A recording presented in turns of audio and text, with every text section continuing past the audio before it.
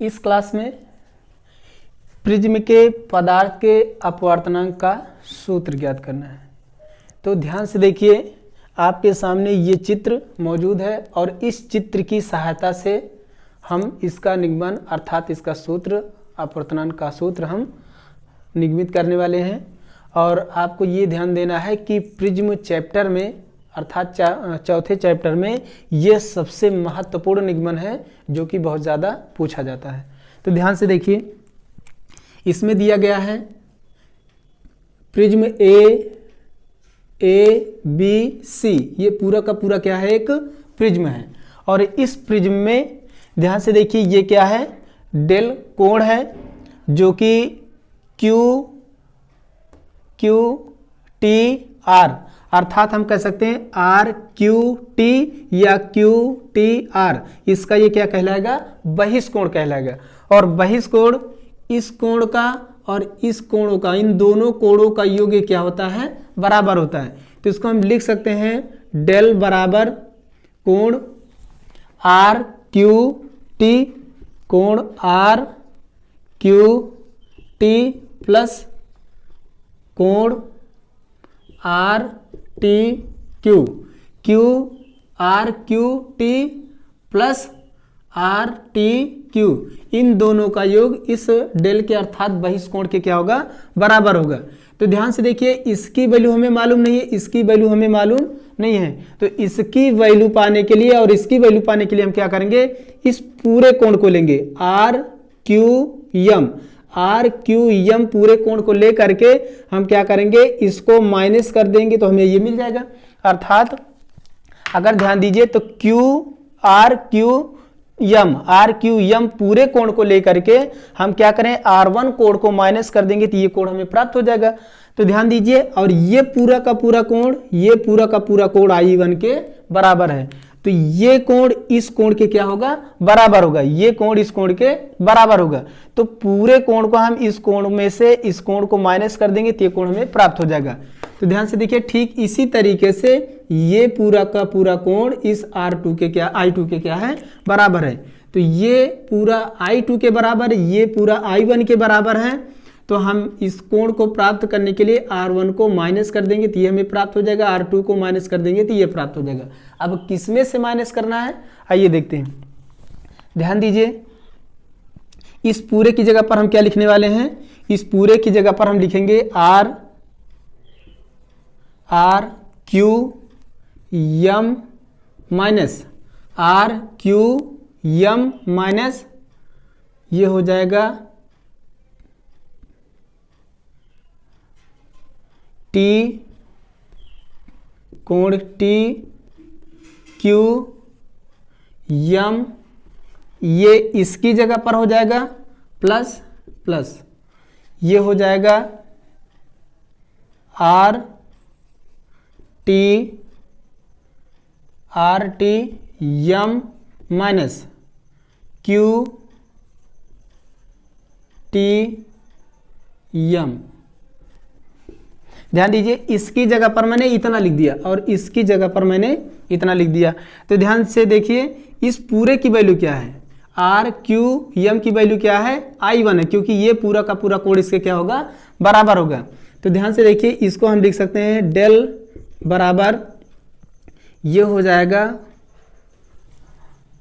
I1 minus ये इसकी value कितना है, R1 plus R T M, इस पूरे की वैल्यू क्या है, मैंने बताया था ये कोण इस कोण के बराबर होगा तो ये हो जाएगा I2 minus Q T M, ये कितना हो जाएगा, R2 हो जाएगा। ठीक, ध्यान से देखिए, इसको हम समीकरण 1 मानने वाले हैं।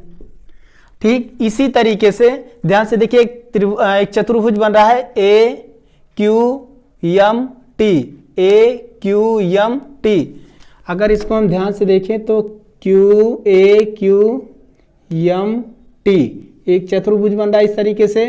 तो अगर ये एक त्रिभुज बन रहा है तो त्रिभुज के आमने सामने के कोणों का योग 180 अंश होता है, अर्थात इस कोण का योग, इसका योग और इसका योग क्या होगा जाएगा 180 अंश हो जाएगा। और प्रिज्म का कोण भी ए यहाँ पर माना जाएगा, प्रिज्म का कोण भी क्या हो जाएगा, ए ही होगा। तो ध्यान से देखिए यहाँ पर लिख सकते हैं चतुर्भुज ए क्यू, चतुर्भुज ए क्यू एम टी में, चतुर्भुज ए क्यू एम टी में, तो ये कितना हो जाएगा, कोण ए प्लस कोण एम, तो इसको लिख सकते हैं क्यू ए, कोण Q A T plus Q M T बराबर कितना हो जाएगा, 180 अंश। मतलब ये कोण क्या हो जाएगा, आमने सामने कोणों का योग कितना हो जाएगा, 180 अंश। तो ध्यान से देखिए हमने क्या माना है, प्रिज्म का कोण ए, अर्थात ये कोण कितना हो जाएगा, ए हो जाएगा। तो इसकी जगह पर हम लिख सकते हैं ए प्लस क्यू एम टी बराबर 180 अंश, तो क्यू एम टी बराबर हो जाएगा 180 माइनस ए, समीकरण number 2, equation second. Equation first यहाँ पर, समीकरण 1 यहाँ पर, इक्वेशन सेकेंड यहाँ पर। तो ये कितना हो जाएगा, ध्यान से देखिए, तो एक समीकरण यहाँ पर मिल गया, एक समीकरण यहाँ पर मिल गया। अब ध्यान से देखिए यहाँ पर ये हो जाएगा, हमें ये कोण चाहिए, तो इतना कोण पाने के लिए हम क्या लिख सकते हैं, मतलब हमें आई की वैल्यू चाहिए और आर की वैल्यू चाहिए, तो ये हमें प्राप्त करना है। तो हम इसके लिए क्या करेंगे, इसके लिए लिख सकते हैं त्रिभुज T T Q M T Q M, ये पूरा हम त्रिभुज ले रहे हैं क्योंकि हमें आई और आर की वैल्यू चाहिए। तो इतने त्रिभुज में क्या हो जाएगा, त्रिभुज एक ये हो जाएगा कोण, दूसरा ये हो जाएगा इस त्रिभुज में, तीसरा ये हो जाएगा, और तीनों कोणों का योग, तीनों कोणों का योग कितना हो जाएगा, 180 अंश। तो हम लिखेंगे त्रिभुज क्यू टी एम में, त्रिभुज क्यू टी एम में, चाहे हम क्यू टी एम लें और चाहे टी क्यू एम लें, कुल मिलाकर के त्रिभुज पूरा का पूरा बनना चाहिए। ठीक, तो इसको हम लिख सकते हैं त्रिभुज कोण टी क्यू एम प्लस कोण Q M Q T M plus कोण Q M T equal to 180 अंश। ध्यान से देखिए एक बार हम फिर से बताते हैं, कोण टी क्यू एम, ध्यान से देखिए T Q M plus Q T M, Q T M, इसी तरह से क्यू एम टी लिखें और चाहे टी एम क्यू। जिस कोण की बात कर रहे हो हमेशा मध्य में होना चाहिए। जैसे हम ये कोण की बात कर रहे हैं तो चाहे इधर से स्टार्ट करें ऐसा लिखें और चाहे इधर से लिखें, अगर इस कोण की बात हो रही थी हमेशा मध्य में होना चाहिए। ध्यान से देखिए हमने इस कोण की बात की थी, ये हमेशा मध्य में था, यहाँ पर हमने इस कोण की बात की तो टी मध्य में था। ध्यान से देखिए यम की बात करने तो यम मध्य में होगा। ठीक, अब तीनों कोणों का योग कितना हो जाएगा, 180 अंश हो जाएगा। तो ध्यान से देखिए कोण क्यू की बात, हाँ कोण क्यू का मान हमने निकाला था, कितना था कोण क्यू, ये दिया गया है कोण क्यू, यहाँ पर कितना है कोण क्यू R1 दिया है, कोण टी R2 दिया है। तो ध्यान से देखिए चित्र से, तो कितना हो जाएगा, ये R1 हो जाएगा, दूसरा R2 हो जाएगा, प्लस कोण यम हमने ऊपर निकाला है समीकरण 2 से। तो ध्यान से देखिए इसकी वैल्यू यहाँ से हो जाएगी, तो 180 माइनस ए बराबर 180, तो ये इससे कैंसिल आउट। जब ये इससे कैंसिल आउट तो कितना हो जाएगा, ए को उधर ले जाएंगे तो इधर माइनस है तो इधर क्या हो जाएगा जा करके प्लस, तो बराबर की उस तरफ जाएगा तो ये प्लस हो जाएगा। तो इसको लिख सकते हैं ए बराबर R1 प्लस R2, इसको समीकरण 3 मान सकते हैं,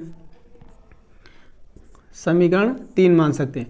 अब ध्यान दीजिए कि मान लेते हैं कि अल्पतम विचलन की स्थिति में, अल्पतम विचलन की स्थिति में अगर डेल बराबर हो जाएगा डेल यम के और I1 बराबर I2 के, मतलब I1 बराबर I2 के, और इस दोनों को हम मान लेते हैं कि मान लेते हैं I के बराबर है। I1 अगर इसके बराबर तो I1 बराबर I मान लेते हैं, तो I2 भी बराबर कितना हो जाएगा, I हो जाएगा। ठीक इसी तरीके से R1 बराबर R2, मतलब जो R1 की वैल्यू होगी वही R2 की वैल्यू होगी, और हम R1 को मान लेते हैं R, तो R2 भी बराबर क्या हो जाएगा, R। तो हम इसकी जगह पर रखने वाले हैं डेल की जगह पर डेल m, अल्पतम विचलन की स्थिति में। किस स्थिति में, अल्पतम विचलन की स्थिति में। तो डेल बराबर हो जाएगा डेल m, I1 बराबर I2, और इन दोनों को इसको इसके बराबर माने तो ये भी इसके बराबर हो जाएगा, R1 बराबर R2 के। तो अगर R1 को R माने तो R2 भी R के बराबर हो जाएगा। ध्यान से देखिए और इसको आप नोट डाउन कर लीजिए।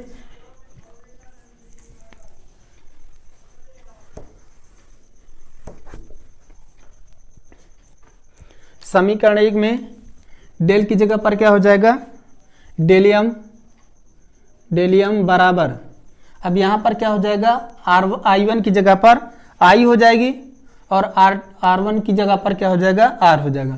तो इसको हम लिख सकते हैं I माइनस R और उसके बाद प्लस I माइनस R।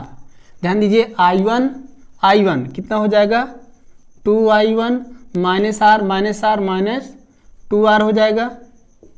ये हो जाएगा डेल m बराबर। तो ध्यान दीजिए कि इसमें भी 2 है, इसमें भी 2 है, 2 से कॉमन हो जाएगा, या इसको हम इस तरह से भी लिख सकते हैं, इसको पक्षांतर कर देते हैं, इसको इधर ले जाते हैं, इसको इधर लेकर जाते हैं। तो ये कितना हो जाएगा, इसको लिख सकते हैं डेल m, ये इधर आएगा तो कितना हो जाएगा, माइनस का प्लस हो जाएगा 2R, एक मिनट कॉमन ले लेते हैं, 2 कॉमन हो जाएगा, I माइनस R बचेगा। ठीक इसी तरीके से इसको हम क्या लिख सकते हैं, इधर आएगा तो डेल m, एक मिनट, समीकरण 1 समीकरण 2, ठीक है। तो इसको हम लिख सकते हैं बटे 2, और ये इधर आएगा तो कितना बराबर कितना हो जाएगा, I माइनस R। अगर इसको इधर लेकर के आएंगे तो डेल m अपान 2 प्लस कितना हो जाएगा, R हो जाएगा बराबर I। तो इसको अगर हम हर बराबर करना चाहें तो डेल m बराबर 2R अपान कितना हो जाएगा, इतना हो जाएगा बराबर I।